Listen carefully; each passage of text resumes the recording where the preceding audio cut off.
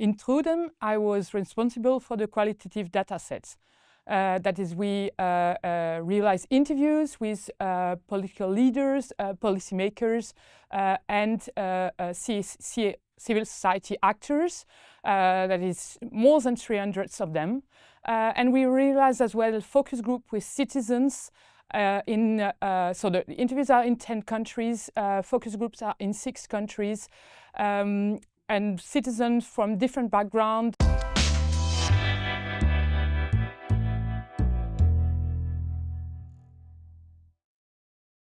What we want to enforce with our study is that we should not forget that political trust is primarily relational.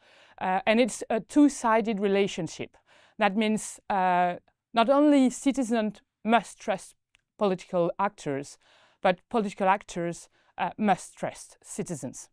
For political trust to exist, there must be a mutual agreement between political actors and citizens on what is good governance, good democratic governance, good citizens, and good politicians. What are the qualities needed for good citizens and good politicians?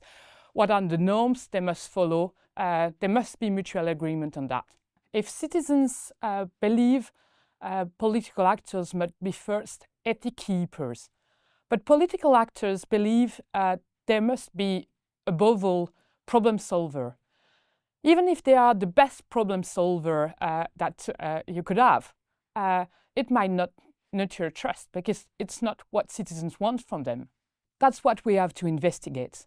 Where are the misfits between citizens' perception and expectation and political actors' perception and expectation on what are good qualities for authorities, good norm for trustworthy institutions, and what are their perception and expectation of what is good democratic governance. That's what we are aiming at in the qualitative group, the TRUEDEM qualitative group. We're aiming at mapping all these misfits in order to better understand political trust.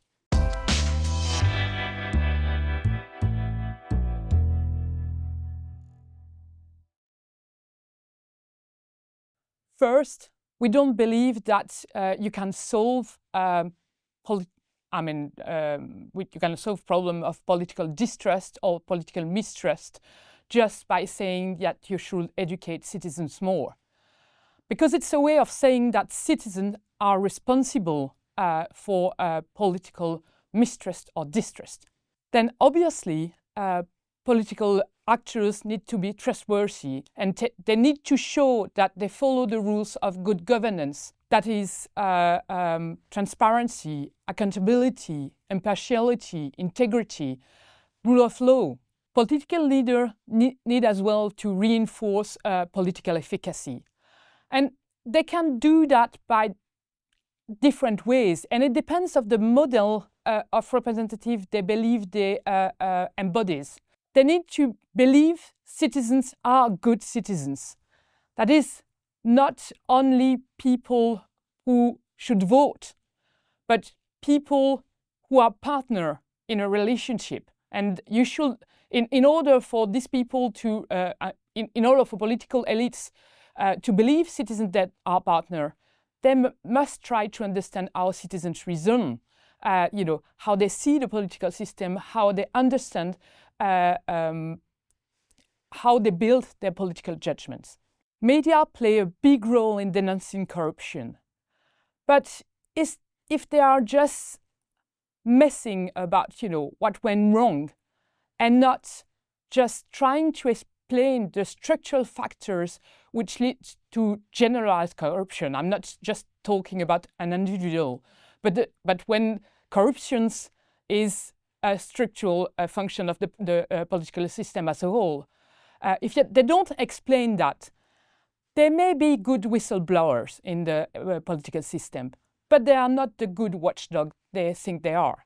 CSO are essentials as well, as mediator on certain claims, on certain issues that political have had hurt.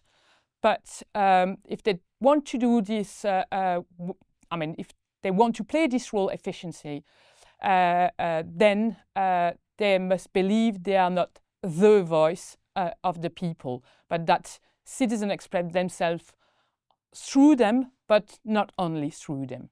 So that will be all our recommendation as for now, as we've been analyzing part of our data, but much more is to come.